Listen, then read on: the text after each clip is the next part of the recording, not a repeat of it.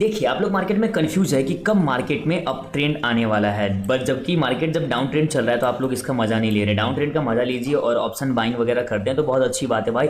अपने सेटअप को फॉलो करते हुए आप लोग कंटिन्यू बाइंग कीजिए और अच्छे से प्रॉफिट बनाइए, ठीक है, रिस्क रिवॉर्ड को फॉलो करते हुए विदाउट ओवर ट्रेडिंग करते हुए। अभी हम लोग रिव्यू समझते हैं कि निफ्टी कहाँ मूव करने वाला है, किस तरीके से मूव करने वाला है, तो हम लोग पूरी डिटेल में समझते हैं। ये वीकली एनालिसिस भी हो जाएगा, डेली भी इसके अंदर कर देंगे और 15 मिनट में हम इसको देख लेंगे अच्छे तरीके से।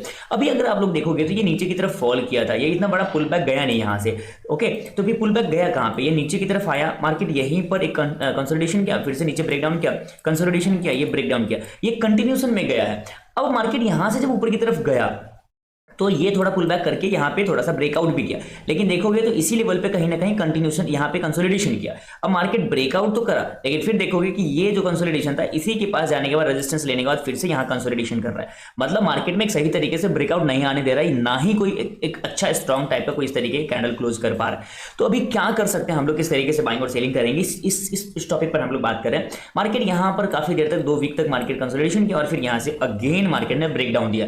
अब ये ब्रेकडाउन करने के बाद भाई हम लोग क्या करेंगे, हमें यहां पर बाइंग करना है या सेलिंग करें, किस तरीके से। अगर आप देखोगे तो ये नीचे की तरफ तो आया है और नीचे की तरफ 24,000 के नीचे ब्रेकडाउन करने के बाद एक बहुत अच्छा स्ट्रॉन्ग कैंडल बना है बियरिश में। ये देखोगे तो बहुत अच्छा एक स्ट्रॉन्ग कैंडल है, ठीक है। अगर मैं आपको और अच्छे तरीके से इसमें दिखाऊं तो आप समझ पाओगे कि ये जो कैंडल है एक बहुत ही स्ट्रॉन्ग कैंडल है यहां पर। तो इस कैंडल में क्या ऐसा दिखा, इसी को मेरे कहने के अकॉर्डिंग हम लोग इसमें बोलते हैं बिग फुट प्रिंट, बड़े लोगों का पैसा, बड़े लोगों की पैर की निशान। तो ये 24,000 का यहाँ पर लेवल है, ये 24,000 से बड़ा कैंडल बना है और ये जो लेवल है इसका ब्रेकडाउन करने के बाद एक अच्छी सेलिंग या इसके ऊपर निकलने के बाद एक कुछ हम लोग बाइंग की तरफ देख सकते हैं। अब आप देखो इसके बीच में 4 दिन कैंडल क्लोज कर दिया। अगर वीक में हम लोग देखें तो करीबन 1 वीक, क्योंकि 1-2 दिन छुट्टी हम लोग देखेंगे तो ये 2 दिन यहाँ पर 3 दिन मार्केट ने रोका और मार्केट गैप अप ओपनिंग के बाद ऊपर गया था। अगर सच में बायर का स्ट्रेंथ होता तो इसको नीचे नहीं आने देता, बल्कि इसे नीचे ऊपर से रिवर्स कर दिया और एक अच्छे तरीके से एक सेलिंग कैंडल टाइप का बना चुका है, जिसे हम लोग एक शूटिंग स्टार टाइप का बोल सकते हैं, या इसको सिंपल लैंग्वेज में समझो कि रिवर्स कर गया टॉप से। कहां से, जहां पर इसका बड़े लोगों का फुटप्रिंट है, तो यहीं से ये नीचे की तरफ इसे भेज दिया।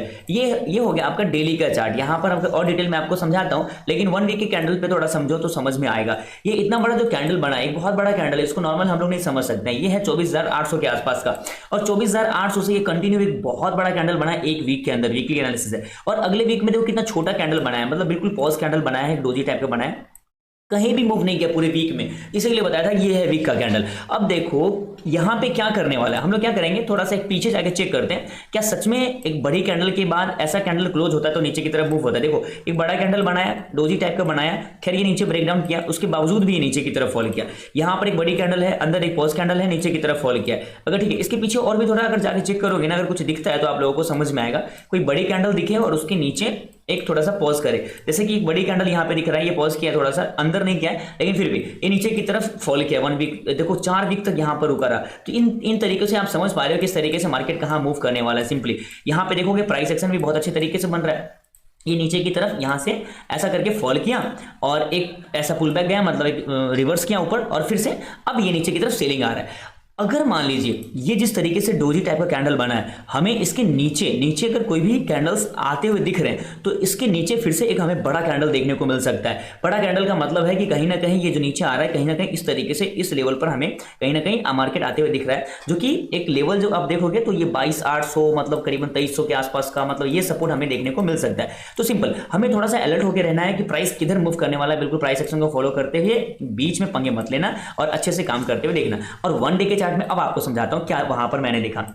यहां पे देखो प्राइस नीचे आया, ऊपर जाने का ट्राई किया, रिवर्स किया, बट यहां पर बड़ा सेलिंग नहीं आया, ठीक है। लेकिन अगर 4 घंटे के चार्ट पर इसे देखोगे तो आपको एक समझ में आएगा कि प्राइस किस तरीके से बना रहा है। यहां पर मैं इस तरीके से थोड़ा लेने का ट्राई करूंगा। ये देखो ऐसे पैटर्न में क्या होता है कि प्राइस नीचे आने के बाद स्ट्रेंथ नहीं रखता है ना ऊपर जाने के लिए, तो ऐसे कंडीशन में नीचे की तरफ फॉल करता है। तो 4 आवर के चार्ट में आपको ये समझ में आ रहा है कि जो ऊपर जा रहा है इसके अंदर स्ट्रेंथ नहीं है। जब तक कि इतनी बड़ी जो सेलिंग कैंडल है इस टाइप का कोई बाइंग कैंडल ना बने तब तक एक अच्छा मूवमेंट नहीं दिखने वाला है। सो सिंपल, तो इस तरीके के ऊपर जो जा रहा है इसके अंदर स्ट्रेंथ नहीं है, इसका मतलब नीचे की तरफ फॉल करने वाला है। ये चार्ट का मतलब ये होता है, ठीक है। जो भी चीजें हैं मैं मेरे एनालिसिस के अकॉर्डिंग देख रहा हूं, अगर मेरा एनालिसिस आपके एनालिसिस के अकॉर्डिंग मैच करता है तो उसके ऊपर काम कीजिए, अदरवाइज कंटिन्यू इस एनालिसिस को देखिए और आप टेस्ट कीजिए जब मार्केट ओपनिंग करता है तो, ठीक है। अब यहां पर मैं 1 आवर के चार्ट पे देखता हूं, सब कुछ देखने का ट्राई करें। 1 आवर के चार्ट में थोड़ा सा और इसको स्ट्रेच करो तो आपको मालूम पड़ेगा कि सच में ऐसा कोई जोन बन रहा है जो कि इस लेवल के ऊपर ब्रेकआउट नहीं कर पा रहा है और इसके ब्रेकडाउन नहीं कर पा रहा है। अगर ये नीचे आता है तो आपको ये बॉटम देखने को मिलेगा, ये बॉटम आपको देखने को मिलेगा।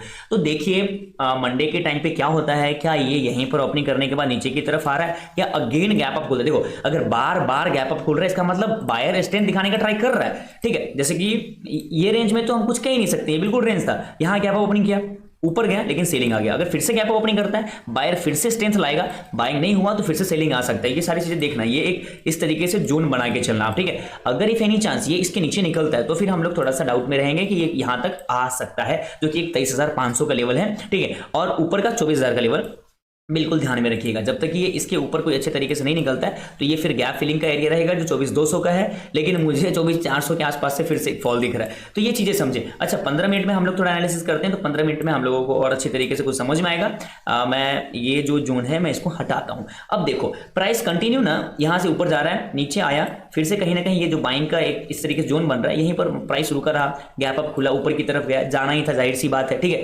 फिर से नीचे की तरफ आया। आप खुद देखो कि यहां पर बायर स्ट्रेंथ नहीं ला पा रहा है और इस लेवल पे सेलिंग का भी स्ट्रेंथ जा रहा है। जब तक ये इस लेवल के नीचे ब्रेकडाउन नहीं करता, जो कि हम 4 घंटे 1 घंटे में देखें, तब तक एक बढ़िया सेलिंग भी हमें देखने को नहीं मिलेगा। लेकिन हाँ इसके अंदर बच के रहना भाई, इसके अंदर बच के रहना, इसके अंदर बच के रहना। 1-2 ट्रेड मैक्सिमम करना, बार बार ट्रेड करोगे फंस के रहोगे। अगर मान लो कि अगर फिर से मार्केट इसकी ओपनिंग इसके ऊपर ओपन करता है 15 मिनट के टाइम पे, हम लोग समझ रहे हैं, तो हम लोग फिर से एक बाइंग का थोड़ा सा स्कैल्पिंग के लिए देखेंगे। बहुत बड़ा टारगेट हमारा नहीं रहेगा, यही 23,940 930 के आसपास देखेंगे, और फ्लो में चलता है तो हम लोग देखेंगे 24,000 तक का भी, ठीक है। लेकिन हम लोग टारगेट सबसे पहले इसी के लेवल के आसपास देखने वाले हैं। अगर इसके ऊपर निकालता है तो तब की बात है। अगर फिर से मार्केट ओपनिंग करके इसके नीचे निकालता है तो सबसे पहले गैप फिलिंग का एरिया और इसके पास ही हम लोग टारगेट रखेंगे, कोई लंबा चौड़ा टारगेट नहीं रखेंगे, ठीक है ना। बस वो आप जो जोन है इस तरीके से मैंने बनाया था 1 घंटे में 4 घंटे में, उसको ध्यान रखना। अच्छी कैंडल क्लोजिंग होनी चाहिए बड़े टाइम फ्रेम पे, तो एक बड़ा टारगेट देके चल सकते हैं। तो आई होप कि आपको ये समझ में आ गया होगा। अच्छा टेलीग्राम चैनल मैं प्राइवेट कर रहा हूं क्योंकि मैं और भी डिटेल में चीजें बताने वाला हूं जो मेरे साथ कनेक्टेड है। तो आपको चैनल को सब्सक्राइब करना पड़ेगा, चैनल सब्सक्राइब कर लीजिए, और ताकि क्या करें कमेंट वगैरह कर दीजिएगा, तो मैं आप लोगों को ऐड कर दूंगा टेलीग्राम चैनल में। वो मैं अभी प्राइवेट कर दूंगा, ठीक है, क्योंकि मैं और भी अच्छे तरीके से हमारे साथ जो कनेक्टेड है उनको मैं ग्रो करवाना चाहता हूं। सो सिंपल है, तो आपको कनेक्ट होना पड़ेगा, ग्रो करना है तो मैं और भी चीज़ अपडेट करूंगा, क्यों बाई करना है, क्यों सेल करना है। ये एरिया देखो कंसोलिडेशन कर रहा है 15 मिनट टाइम फ्रेम पे बैंक निफ्टी में। यहाँ भी हमें देखो कल की क्लोजिंग थी, यहाँ पे इससे कंटिन्यू ऊपर गया, रेजिस्टेंस बनाया, नीचे की तरफ आया, अब यहाँ पर ये होल्ड कर रहा है, फिर यहीं इसी के लेवल पे खुलता है ना, तो फिर से इसमें बाइंग आएगा, दिख रहा है ना, बाइंग आएगा। बाइंग फिर कहां तक कर सकते हैं, ज्यादा लंबा चौड़ा हमारा टारगेट नहीं रहेगा, सिंपल यहां से बाइंग करेंगे, 500 का लेवल का हमारा टारगेट रहेगा, ये 500 के आसपास, क्योंकि यहां से फिर से सेलिंग कर सकते हैं। ये लोग बहुत लफड़े चल रहे हैं अभी, तो रेंज में ट्रेड करना, मिनिमम ट्रेड करना, 1-2 ट्रेड मैक्सिमम होना चाहिए, इससे बड़ा ट्रेड नहीं होना चाहिए। सो ओके, ठीक है, बाय बाय, टेक केयर।